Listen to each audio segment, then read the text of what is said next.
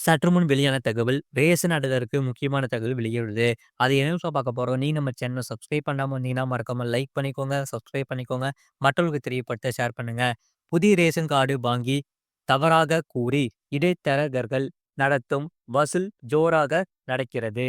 இதன் பின்னணியில் சில பணியாளர்களும் இருப்பதாக புகார் எழுந்துள்ளது. தமிழக அரசு 1.15 கோடி மகளிருக்கும் மாதம் ரூ. 1000 மகளிர் உரிமைத் தொகை வழங்குகிறது.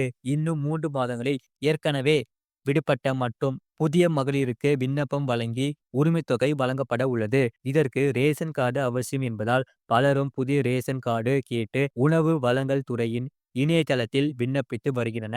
இதனால் உரிய ஆவணம் இல்லாத விண்ணப்பங்கள் ரத்து செய்யப்படுகின்றன.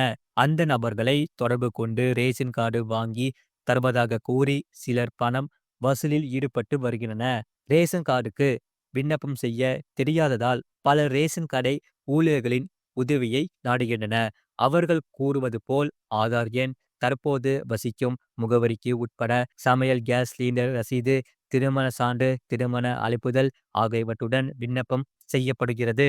விண்ணப்பித்து தர பிரவுசிங் சென்டர்களில் ரூ. 1000 வரை கட்டணம் வசூலிக்கப்படுகிறது.